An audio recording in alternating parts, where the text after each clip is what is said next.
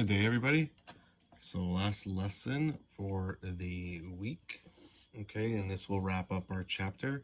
So this is 4.5, and we'll be comparing the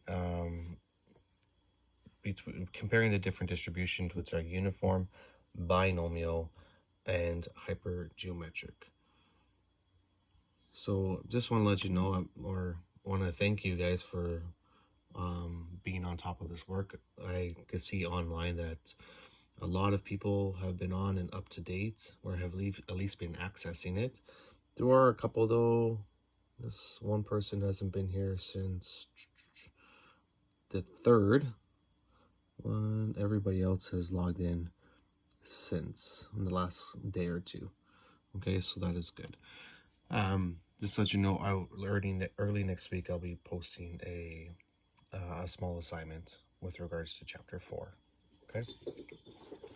Okay, so 4.5, we're going to look at the different distributions: uniform, binomial, and hypergeometric.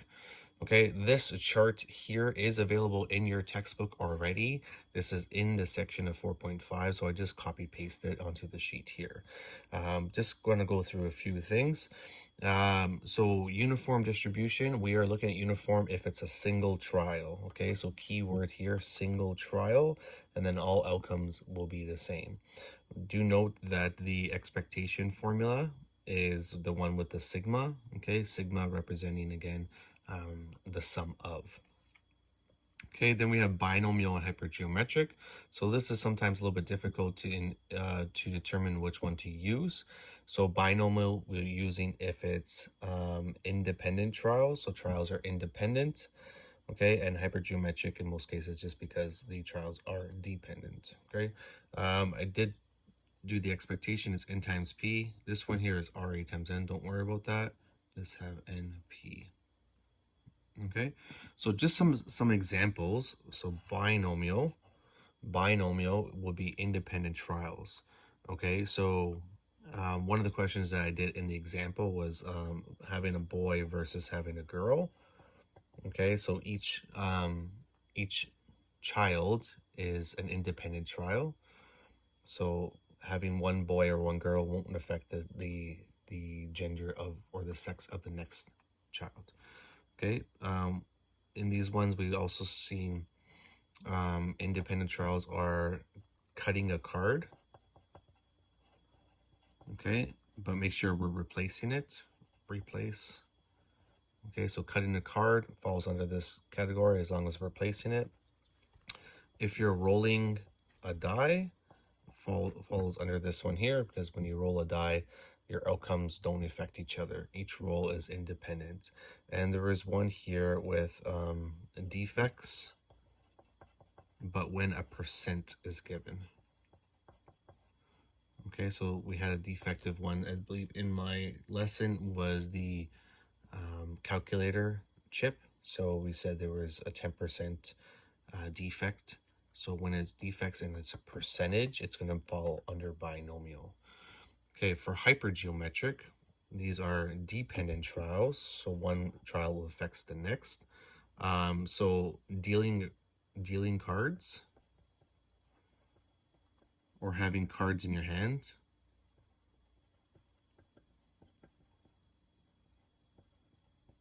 would be dependent because you're dealing out the cards, so your total is decreasing. So that's dependent.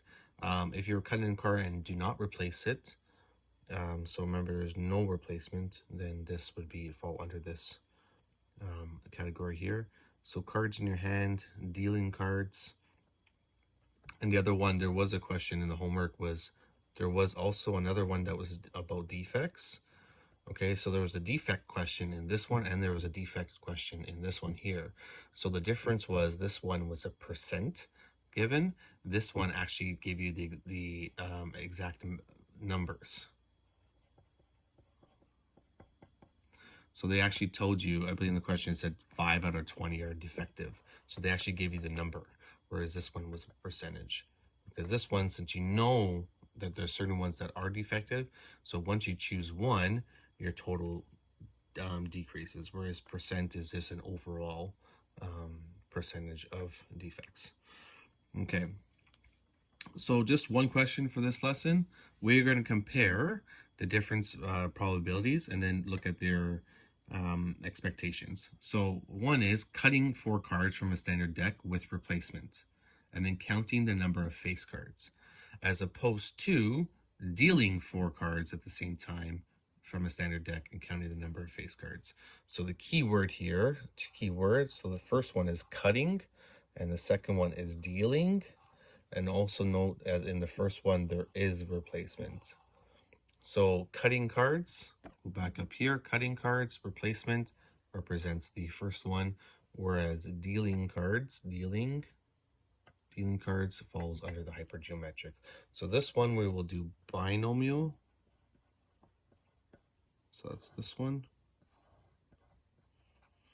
And this one will be hypergeometric.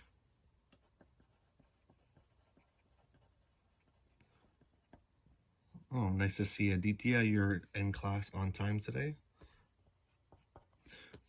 I just want to also apologize. I noticed that online the quality of the last video for some reason wasn't very good. I'm not too sure why.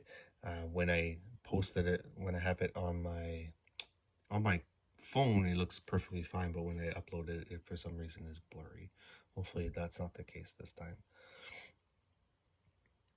Okay. So binomial. So we're looking at the number of face cards.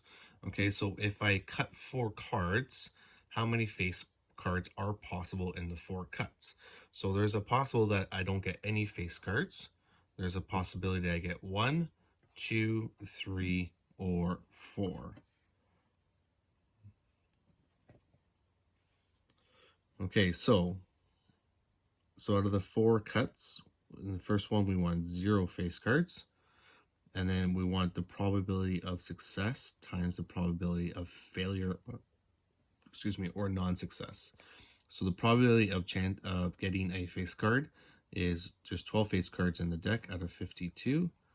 And then everything else would be 40 out of 52.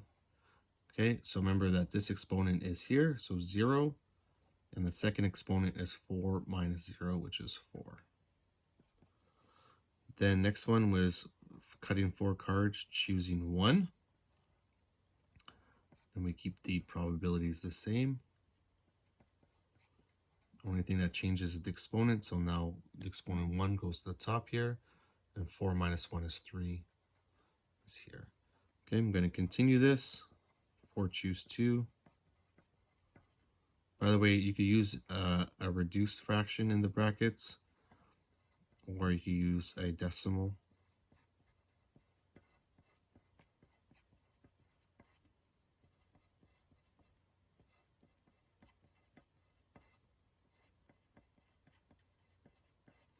Okay, exponents 2, 2, 3, 1, 4, 0.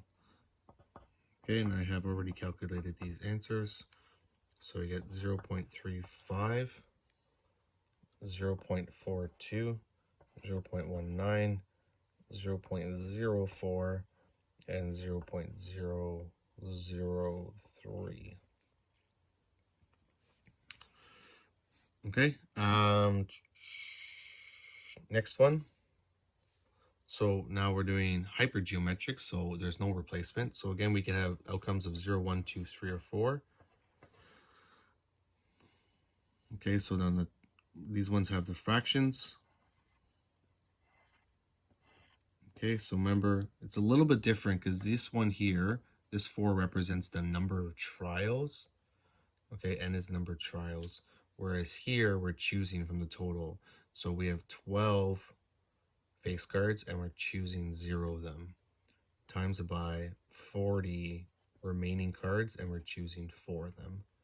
All over, 52, choose 4. Okay, so 12 and 40 is 52, 0 and 4 is 4. Oops, let me just move this over a bit. Then we have 12 choose 1, times 40 choose 3, 12 choose 2, times 40 choose 2, 12 choose 3, times 40 choose 1, 12 choose 4, times 40 choose 0, And each denominator is the same. 52, choose 4. 52, choose 4. 52, choose 4. 52, choose 4. So we get 0 0.34, 0 0.44, 0 0.19, 0 0.03, and 0 0.002. Okay, so you will notice that the probabilities are fairly similar, or they're pretty similar. Okay, they're only off by 1% or 2 for each one, but they are different. Okay, and lastly, so we want to compare. So we also want to do the expectation. So the expectation for both is n times p. So n represents the number of trials, which is 4, times the probability, which is 12 over 52, which gives you 0 0.92.